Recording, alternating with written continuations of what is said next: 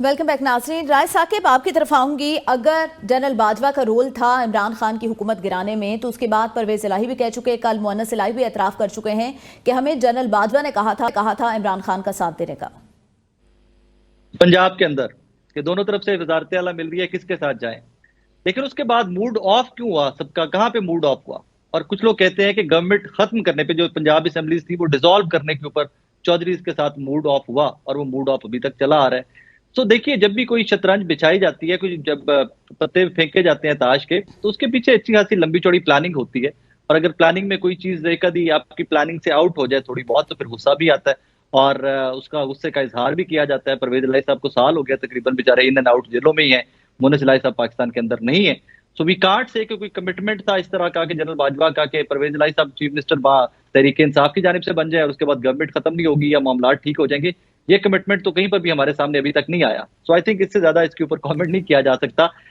Yes, ये 2-3 दफा मुअन्नस इलाही साहब एडमिट कर चुके हैं कि यस, हमें जनरल बाजवा साहब की जानिब से कहा गया था कि मेरी जाती राय है कि आप इमरान खान के साथ जाएं। इस तरह का कोई जुमला उन्होंने शायद रिसेंटली बीबीसी के साथ भी इस्तेमाल किया इंटरव्यू में कि मेरी जाती राय है या मुझे लगता है कि आपको उस तरफ जाना चाहिए। एंड उसके बाद जो फिर हुआ वो तारीख का हिस्सा है, हम सबके सामने है।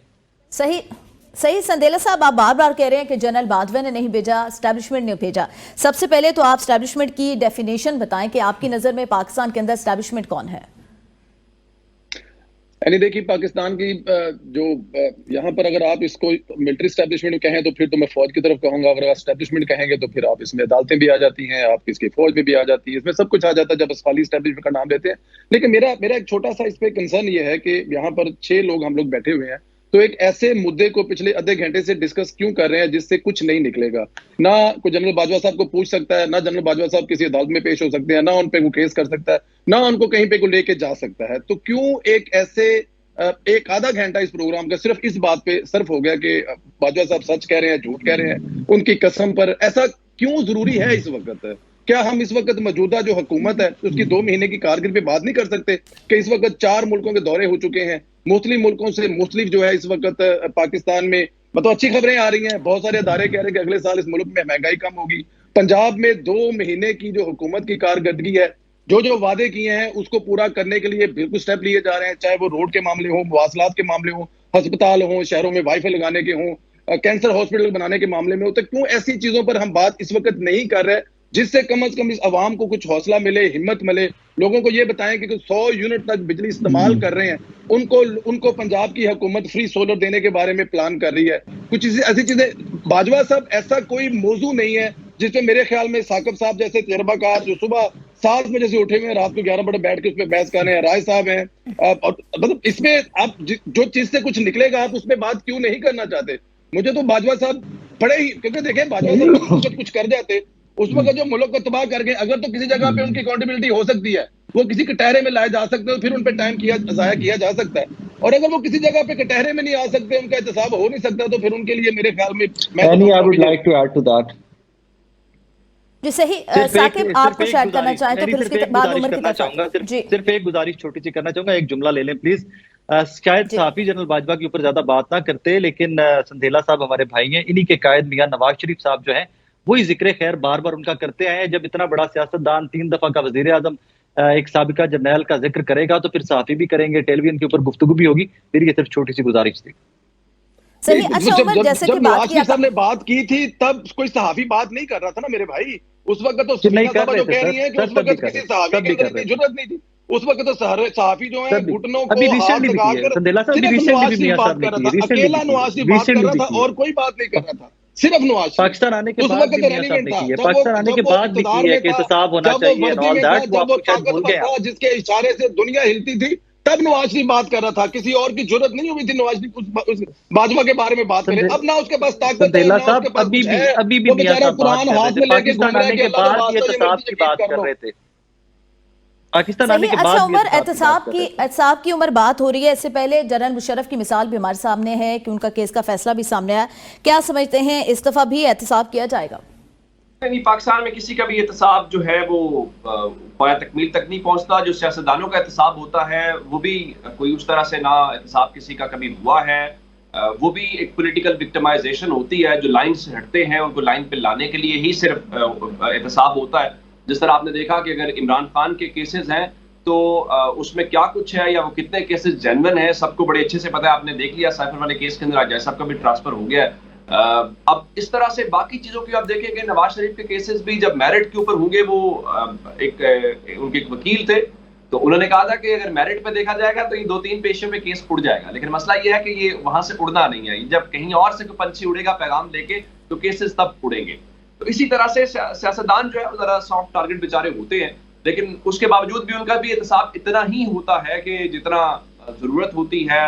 वो चाहे आप जनरल अयूब के दौर से शुरू कर लीजिए, वो आज के दिन तक भी वैसी सूरत हाल है। तो मेरा नहीं ख्याल कि पाकिस्तान के अंदर कोई इदारे इतने मजबूत हैं। इदारों से मुराद मैं जुडिशरी को लेता हूँ, पार्लियामेंट को लेता हूँ, बाकी तो वो इस कदर मजबूत नहीं है कि वो अकाउंटेबिलिटी कर सके। और ये समरेला साहब से मैं 100% इत्तेफाक करता हूँ कि इन शख्सियात के मुतालिक भी या बाकी जो चीजें हैं उनके मुतालिक भी नहीं हुआ। और माजी में जो अदालतों ने फैसले दिए उन अदालती फैसलों के ऊपर भी अमल दरामद नहीं हुआ। और मेरा नहीं ख्याल कि मुस्तकबिल करीब के अंदर भी कोई ऐसी सूरत पैदा होगी। अभी पाकिस्तान मंजर से बहुत दूर है इन सूरत हाल में, और हमें जब तक अपना घर ठीक नहीं करना, इन ऑर्डर नहीं करना, तो ये एक अजीब सी वो अपने आप से उम्मीद लगाने वाली बात है। लेकिन जाहिर है कि एक एवोल्यूशन का प्रोसेस वो जारी रहता है, वो जारी रहना चाहिए और उम्मीद भी कायम रहनी चाहिए कि हम सब जो है अपनी आईनी जिम्मेदारियां भी अदा करेंगे। जो आइन की हदूद है उस हदूद में सियासतदान भी रहेंगे, अदलिया भी रहेगी, बाकी इदारे भी रहेंगे।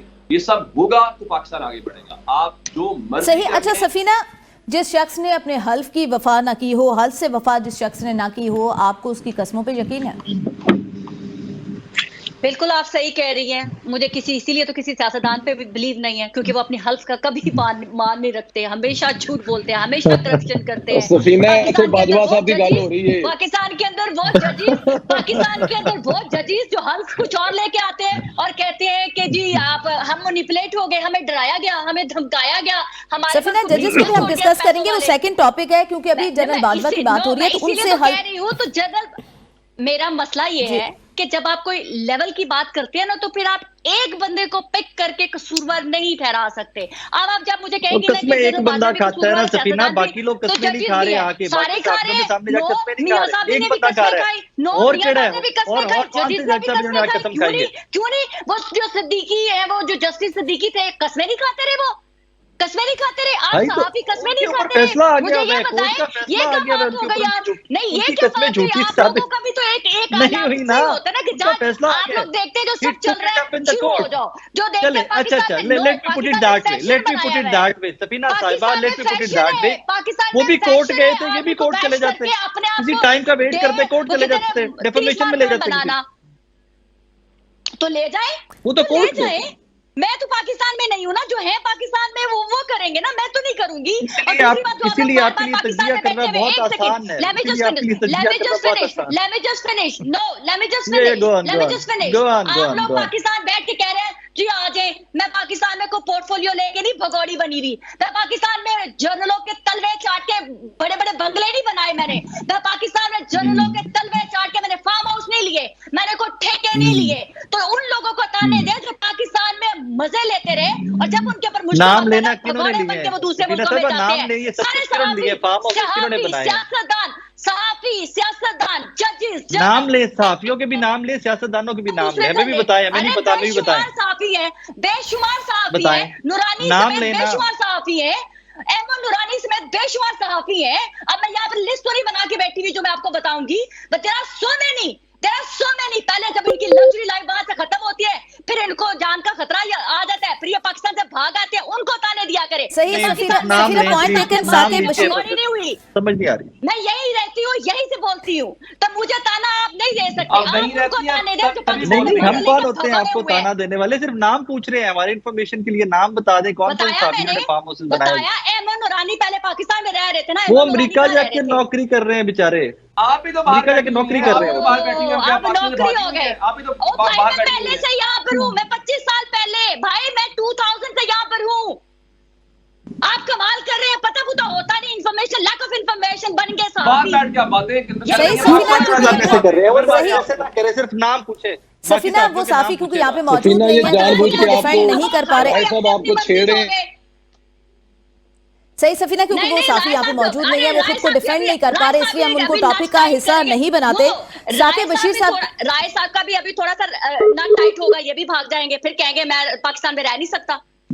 मैं तो छोटा मोटा आदमी हूँ सफीना साहिबा, औकात से निकलता ही नहीं हूँ, आपको पता है। मैं तो औकात से नहीं निकलता, ना कि बड़े बड़े दावे करता हूँ आके। मैं तो छोटा मोटा आदमी हूँ, औकात में रहता हूँ। सफीना, हम गुफ्तगू को आगे बढ़ाते हैं। साकिब बशीर साहब, आपकी तरफ आऊंगी। जनरल बाजवा साफियों की जो निजी महफिलें हैं, अपनी बेगुनाही के किस्से वो वहां पे सुनाते हैं, कस्में भी उठाते हैं। आप नहीं समझते कि उनके ऊपर जो इल्जामात लगाए जा रहे हैं पीटीआई की जानिब से, उनको अब अदालत जाना चाहिए? मैं वैसे अब जो है वो सुंदेला साहब से इत्तेफाक करूंगा, हमें आगे बढ़ना चाहिए। Thank you very much. मैं तो हाथ जोड़न लगा सा, बाजवा साहब तो हाथ चुक लो। बाजवा साहब ਨੂੰ लगदा इस प्रोग्राम ਦੇ ਵਿੱਚ ਅਸੀਂ सजा सुना के जेल च भेज के जाना है, जो हालात बने नहीं, कोई नहीं सुना सकता उनको सजा, कोई नहीं सुना सकता सजा। मां ने भी ये जो सवाल हुआ है, उनको सजा मेरा दे नहीं ख्याल कि इस पर जो है वो इस किस्म की सिचुएशन बन सकती है कि आप ये कहें कि बहुत ही पाकिस्तान में कोई इनकलाब आ चुका है और बाजवा साहब जो है जेल के पीछे जा रहे हैं। ये तो जनरल मुशर्रफ जो थे 99 में जनरल मुशर्रफ जो है उन्होंने कू किया, उन्होंने मार्शल लॉ लगाया। इसके बावजूद जो है उस वक्त की जो मुंतखब वज़ीर आज़म थे उनको घर भेजा, उनको जलावतन किया, ये सारी चीज़ें हुई। फिर नून लीग जो बड़ी एक्टिव रही वो वापस आए मियां नवाज शरीफ, और उन्होंने ऐलान भी किया उनके खिलाफ कार्रवाई भी, उन्होंने हिम्मत भी की। ये उनको क्रेडिट जो है वो पाकिस्तान की तारीख में देना पड़ेगा कि उन्होंने हिम्मत की। लेकिन मसला ये है कि वो जितनी हिम्मत कर सकते थे फिर उनको पता नहीं क्या क्या भुगतना भी पड़ा। उस हिम्मत के बाद उन्होंने केस चलाया, संगीन गद्दारी का केस चला। फिर जो उस वक़्त के जज थे जस्टिस वकार सेठ मरहूम, उन्होंने फैसला भी दिया, बड़ा तारीखी फैसला था। मैं तो आज भी उसको तारीखी फैसला कहूँगा। वो सिंबॉलिक फैसला था, लेकिन उसको पता था कि उस पर कोई इम्प्लीमेंट तो नहीं होना, लेकिन यह है कि वो बड़ा तारीखी फैसला था। तो वो चीज़ें वो तब नहीं हो सकी, अब तो ऐसी सिचुएशन ही नहीं है। ये तो चीज़ें हैं कि कैसे भेजा और किस तरह जो है वो अदम एतमाद आया, और ये वो चीज़ें, इस किस्म के मामलात पे कुछ नहीं होने वाला। मेरा ख्याल है अब हमें आगे ही बढ़ना चाहिए। सही साकिब साहब, वाकई ये टॉपिक बहुत लंबा हो चुका है। हाँ, जजेस के खत के मामले पर भी फुल कोर्ट का इजलास हुआ, उस पर भी आपका पॉइंट लेंगे, लेकिन एक ब्रेक का कहा जा रहा है, वापस आते हैं।